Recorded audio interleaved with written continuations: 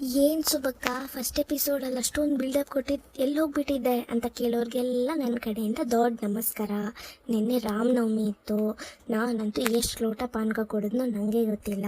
ಕೋಸಂಬರಿನೂ ಸ್ವಲ್ಪ ತಿಂದೆ, ಏನಕ್ಕಂದರೆ ನಂಗೆ ಅದಷ್ಟು ಆಗಿ ಬರಲ್ಲ. ಆದರೂ ಕೂಡ ರಾಮನವಮಿ ದಿನ ಪಾನಕ ಮತ್ತು ಕೋಸಂಬರಿ ತಿಂದ್ರೇ ಅದಕ್ಕೆ ಒಂದು ಫುಲ್ಫಿಲ್ಮೆಂಟು ಅಲ್ವಾ. ಸರಿ, ಈಗ ರಾಮನವಮಿ ಅಂತ ಹೇಳಿದ್ಮೇಲೆ ರಾಮನ ಬಗ್ಗೆ ಒಂದು ಕತೆ ಹೇಳಬೇಕಲ್ವಾ. ಅದಕ್ಕೆ ನಾವು ರಾಮನ ಬಗ್ಗೆ ಪಟ್ ಪಟ್ ಪಟ್ ಪಟ್ ಪಟ್ ಅಂತ ಸ್ವಲ್ಪ ಮಾತಾಡ್ಬಿಡೋಣ. ರಾಮ ವಿಷ್ಣುವಿನ 7ನೇ ಅವತಾರ. ಆಮೇಲೆ ನಮ್ಮ ಹಿಂದೂ ಕ್ಯಾಲೆಂಡರ್ ಪ್ರಕಾರ ಬರೋ ಫಸ್ಟ್ ಮಾಸಕ್ಕೆ ನಾವು ಚೈತ್ರ ಮಾಸ ಅಂತ ಕರಿತೀವಿ. ಚೈತ್ರ ಮಾಸದ ಶುಕ್ಲ ಪಕ್ಷ ಆಗಿ 9ನೇ ದಿನಕ್ಕೆ ರಾಮ ಹುಟ್ಟಿದ್ದಂತೆ. ಅದಕ್ಕೆ ನಾವು ಅದನ್ನು ರಾಮನವಮಿ ಅಂತ ಆಚರಿಸ್ತೀವಿ.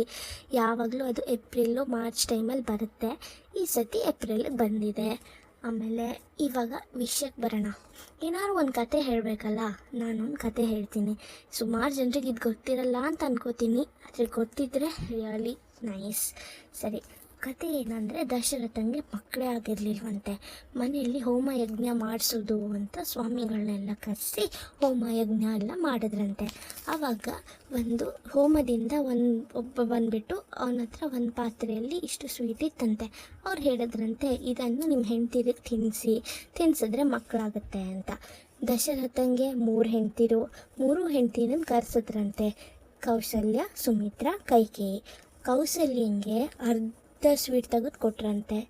ಆಮೇಲೆ ಚತುರ್ಥಾಂಶ ಅಂದರೆ 1/4 ಆಫ್ ಇಟ್ ಸುಮಿತ್ರಂಗೆ ಕೊಟ್ರಂತೆ. ಆಮೇಲೆ ಅದು ಬಿಟ್ಟು ಪುನಃ ಅಷ್ಟಮಾಂಶ ಅಂದರೆ 1/8 ಅದು ಕೈಕೇಯಿ ಕೊಟ್ರಂತೆ. ಆಮೇಲೆ ಮತ್ತೆ ಪಾತ್ರೆಯಲ್ಲಿ ನೋಡುವಾಗ ಇನ್ನೂ ಸ್ವಲ್ಪ ಉಳಿದಿತ್ತಂತೆ. ಮತ್ತೆ ಅದನ್ನು ತೆಗೆದು ಸುಮಿತ್ರಂಗೆ ಕೊಟ್ರಂತೆ. ಅದಕ್ಕೆ ಸುಮಿತ್ರಂಗೆ ಅವಳಿ ಜವಳಿ ಮಕ್ಕಳು ಲಕ್ಷ್ಮಣ ಮತ್ತು ಶತ್ರುಘ್ನ.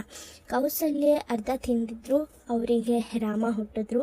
ಕೈಕೇಯಿಗೆ ಭರತ, ಆಮೇಲೆ ಸುಮಿತ್ರನಿಗೆ ಅವಳಿ ಜವಳಿ. ಹೀಗೆ ದಶರಥಂಗೆ 4 ಮಕ್ಕಳಾದ್ರಂತೆ ಈ ಹೋಮ ಮಾಡಿ ಅದು ಪ್ರಸಾದ ತಿಂದಮೇಲೆ. ಇದು ಕತೆ. ಎಲ್ಲರಿಗೂ ಈ ವಿಷಯ ಗೊತ್ತಿತ್ತಾ? ಎಷ್ಟೊಂದು ಜನಕ್ಕೆ ಇವಾಗ ಗೊತ್ತಾಯ್ತಲ್ವಾ? ನಿಮಗೂ ಏನಾದ್ರು ಈ ಥರ ಕತೆ ಗೊತ್ತಿದ್ರೆ ನಂಗೆ ಹೇಳಿ ಆಯಿತಾ? ನನ್ನ ಹತ್ರನೂ ಇನ್ನೇನಾದರೂ ಬೇರೆ ಕತೆ ಕೇಳಬೇಕು ಅನಿಸಿದ್ರು ನನ್ನ ಹತ್ರ ಕೇಳಿ ಆಯಿತಾ? ಸರಿ, ಮತ್ತು ಲೈಕ್ ಮಾಡಿ, ಶೇರ್ ಮಾಡಿ, ಫಾಲೋ ಮಾಡೋದು ಮಾತ್ರ ಮರಿಬೇಡಿ. ಓಕೆ, ಬಾಯ್.